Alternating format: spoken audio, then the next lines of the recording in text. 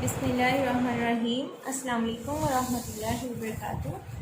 अच्छा, ये वीडियो जो है वो मैं बना रही हूँ फ़िक़्हुल क़ुलूब किताब के ऊपर कि वो किताब क्या है और इसके अंदर कैसे लिखा हुआ है, वो सब कुछ जो आपकी कन्फ्यूजन्स थी, इंशाल्लाह इस वीडियो में आपकी वो सारी कन्फ्यूजन्स जो हैं वो दूर हो जाएंगी। अच्छा, वीडियो शुरू करने से पहले मैं आपको एक चीज़ बता दूं, और वो ये कि जैसे मैंने आपको पहले भी बताया था कि ये काफ़ी ज़ख़ीम किताब है। इसके 4 और 5 जो है वो वॉल्यूम है, ठीक है। बाज़ जो पब्लिशर है उन्होंने इसको 4 वॉल्यूम्स में और बाज़ ने 5 में इसको जो है वो पब्लिश किया हुआ है। तो इस वक्त जो बुक मैं आपको दिखाने लगी हूँ, जो मेरे पास है ना, ये इसको अल-हुदा पब्लिकेशंस जो हैं उन्होंने इसको प्रिंट किया है और मैंने ये बुक ऑनलाइन मंगवाई है, ठीक है। अच्छा, अब एक चीज़ है कि ये जो मैं बुक्स अभी आपको दिखा रही हूँ, मैं आपको दिखाती हूँ कि इसके काफ़ी सारे पार्ट्स हैं।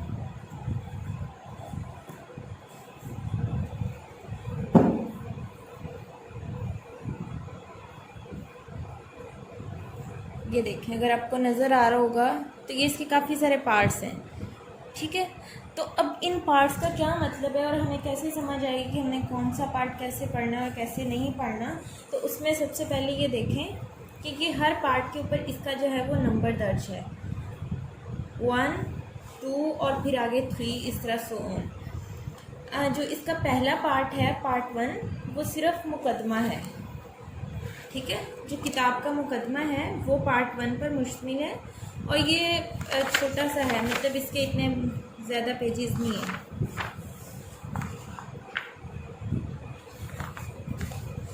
ये देखें, ये इसका मुकदमा है और ये जितनी भी आगे किताब है ना, आई थिंक आपको इसकी वर्ड्स नज़र आ रही होगी, तो ये इतनी जो किताब है ये मुकदमे पर मुश्तमिल है। और फिर जो असल किताब का टेक्स्ट है वो ये बुक नंबर 2 और यहाँ से ये शुरू होता है,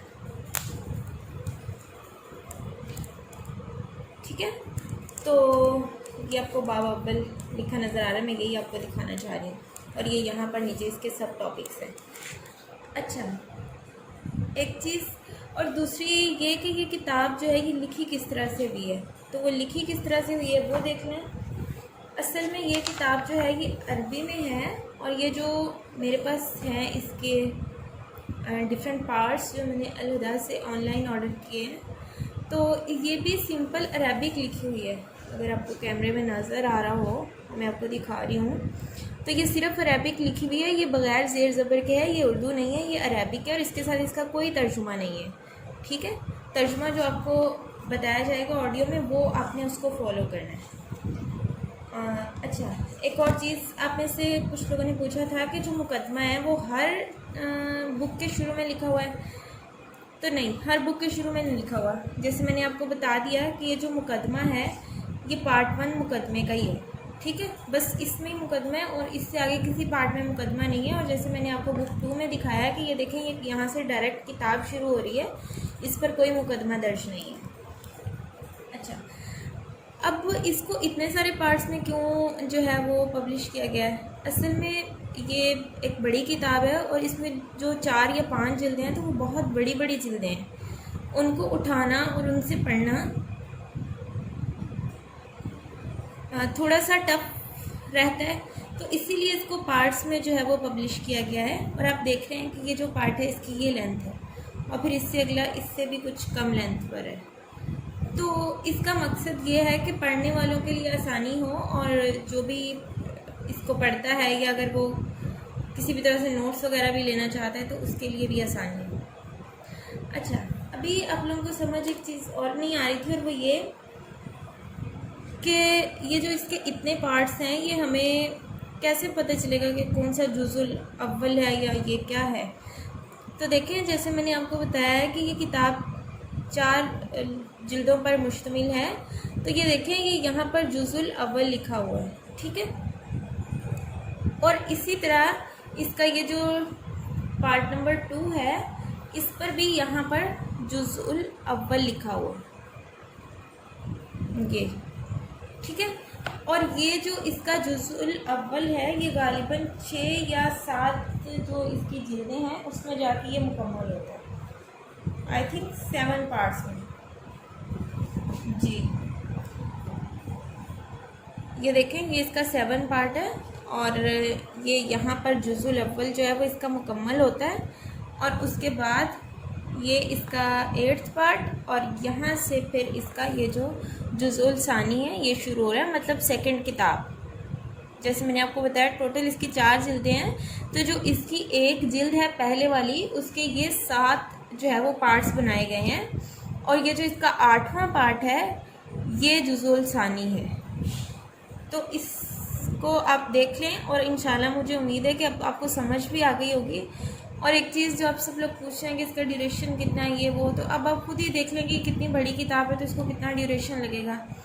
اچھا ایک چیز اور، کچھ لوگ کافی پریشان ہو رہے ہیں کہ ہم اس کے نوٹس کیسے بنائیں، یا ہم اس کی عربی کیسے لکھیں، کیسے پڑھیں، کیا کریں.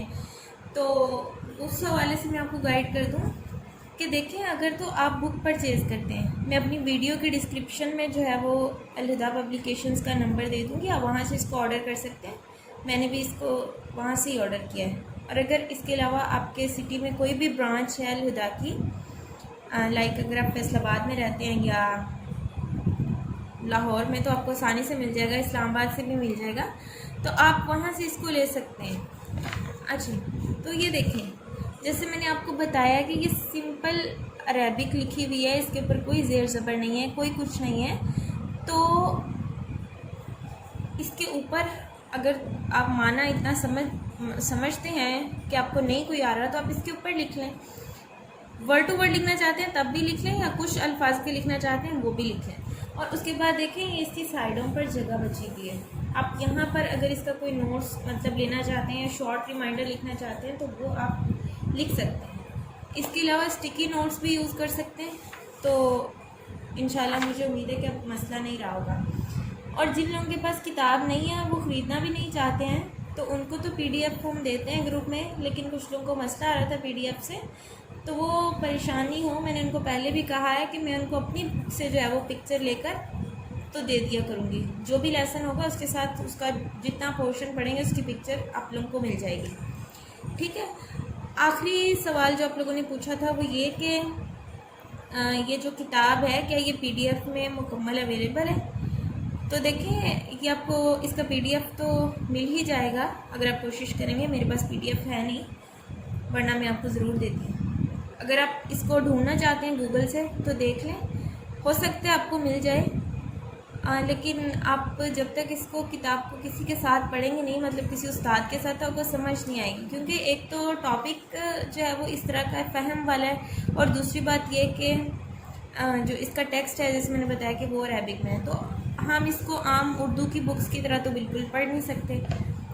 تو ٹھیک ہے، آپ کو اس کو پہلے پڑھنا پڑے گا. سو لسننگ پر فوکس کریں کہ آپ جو سنیں اس سے آپ کو سمجھ آئے.